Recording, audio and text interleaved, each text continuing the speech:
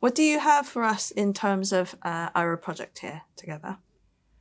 My idea was actually to talk about digital storytelling, which is a specific practice, is a workshop-based activity, and I thought that could be applied within this context because it's quite a versatile creative practice, because actually it happens in various steps, and we could decide and co-design with our workshop participants actually the structure of the workshop itself as well. What kind of steps are you talking about within digital storytelling then?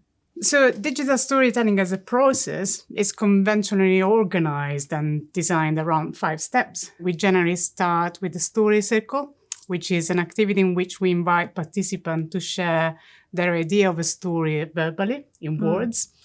And then there is a script writing activity in which we ask the same people to actually reflect, summarize, synthesize their narrative in a 250 words script. Right. And then we go through the audio recording. And so what they do, actually, they read their script and they record the voiceover. Why they do this? Because then the 4th step is actually the video editing part, in which they start thinking about the visual parts of that narrative, of that digital story, that little video. And they combine the voiceover, they synchronize the voiceover with person images, drawings, and also footage they may have or stock images. And then there is a 5th step, which is very, very important, in particular within this context, that is a screening session, in which all the participants can actually watch each other's films. They are generally 2 minutes films, short videos, first-person narratives, and they provide each other feedback. And they also witness their own transition of a story that has been told, going through a story that has been written, and then a story that has been recording and told again, and then combined with those images to create a short video. And it's a very powerful, the 5th step is the one I really like, because it's a very powerful way of rethinking about this process that is very often a self-reflective process, and also an opportunity for other participants, the audience members, to actually learn from the storyteller. Why the storytelling? Why digital storytelling? What is the benefit of that particular practice in terms of application to the adults' education for crisis management? For example, why not a therapy? We know what in therapy the storytelling is used quite a lot, and it's very successful. So what are benefits of the digital storytelling in compared with other forms of storytelling? Yeah, that's a very interesting question, because digital storytelling, as been described in this module, actually, is a first-person narrative. So it's somebody's story, so somebody that happened. So it's an experience. It's something that allows people to reflect about their own lives. And it's something that is very personal as well, and makes us think about our own uniqueness. But we often think about storytelling only from the telling perspective, whereas here we have the opportunity to actually think about storytelling from the listening perspective, the listener's perspective. So it's not just about telling a story, it's about listening somebody else's story and provide feedback. It's also a collaborative process in which we can all contribute to each other's stories. And it's also a tool for people to think about an audience. So it's also a communication tool. So it starts as self-reflection, self-awareness, creativity, co-creation, and also communication. Because we really need to think about, why am I telling my own story? Why my story can have an impact on somebody else's story? Why people should be interested by my story? What can I bring to this community by telling my own story? How can other people empathize with my story? So all these questions can be somehow prompted during this process that can be long and is for sure slow. So it's a slow telling, listening process. It's a slow creative process in which we create a safe space to enable people to learn from each other and actually appreciate the beauty and the value of creativity. That is not just a personal skill, but it's very often a collective skill and is successful when creativity actually enables everyone to contribute to each other piece. Then do you have any tips for if participants or if someone is a bit hesitant about, maybe they don't have a story to tell, or they don't know how to tell a story, or what if they think, my story's not very interesting? Do you have any tips on bringing the group together?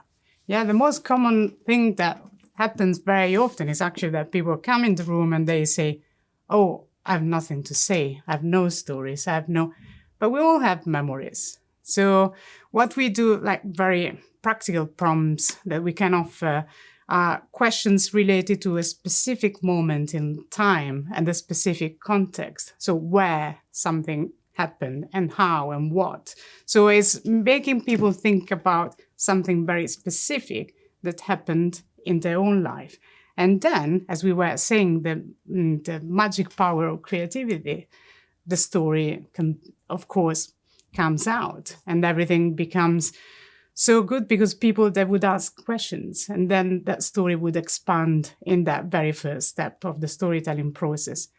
Very often, another very easy thing to do is to ask people to think about an object and how they value that object. So let's say this ring is just the first object I found in my body. I could tell you a story about this ring and also the value of this ring. This is a glass ring. It's not a precious material, but it's precious as an object because there is a memory behind this object. So the reason why I value this object is because I can tell you a story about it.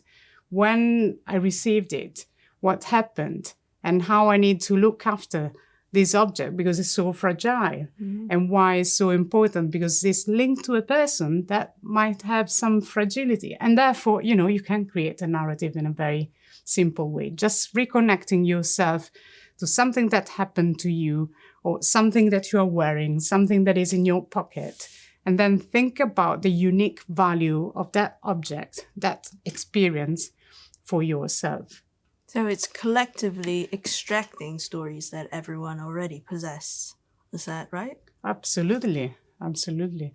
Stories are part of ourselves. We got plenty of stories we could tell. What we try to create in this process is actually to enable people to recognize the value of those stories. And there's, of course, a personal value, but also a value for the people who are listening to that particular story, because then you can create bridges among people.